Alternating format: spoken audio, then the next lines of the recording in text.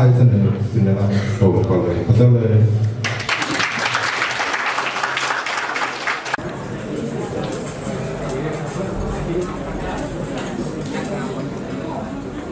ขอแสดงความสวัสดีมายังทางคณะกรรมการและครูอาจารย์และก็พร้อมด้วยหมู่เพื่อนทุกคนที่เขาห่วงข้าพเจ้าชื่อภาคศรีสุขสุวรรณพงษ์ใสเป็นนักศึกษานิเทศศาสตร์ปี 2ซึ่งได้รับหน้าที่เป็นหัวหน้าฝ่ายเสนอแล้วก็ก่อนจะจบลงไปขอฝากคำกรทางฝ่ายขาดน้อยนึงเนาะเพิ่นว่ามีหักก็ต้องมีเจ็บยังอยู่ มีเทปก็ต้องมีกระแส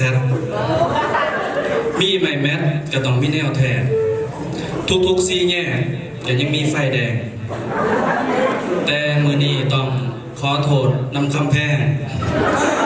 ที่จะได้แข่งโดยผมมีการผ่อนผันขอขอบใจ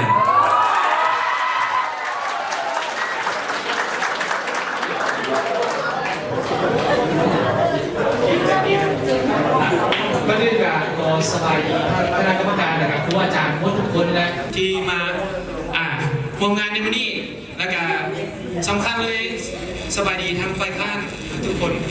ข้าพเจ้ามีชื่อว่าเท่าต้องอินทักษาปัจจุบันศึกษาอยู่คณะนิเทศศาสตร์อยู่ปี 2นะก่อนที่จะลงก็อยากว่าน้อยนึงคำคมอาจจะบริสุทธิ์คือครูบาแต่เรื่องว่าจะอ้ายผมเคยแพ้ใคร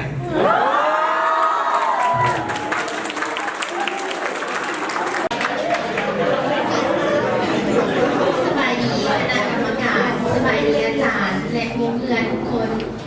ที่สำคัญสบายดีเพื่อนๆฝ่ายค้านทุกคนข้าพเจ้าชื่อว่านางสุมนทาดงมาลาเป็นนักศึกษานิเทศศาสตร์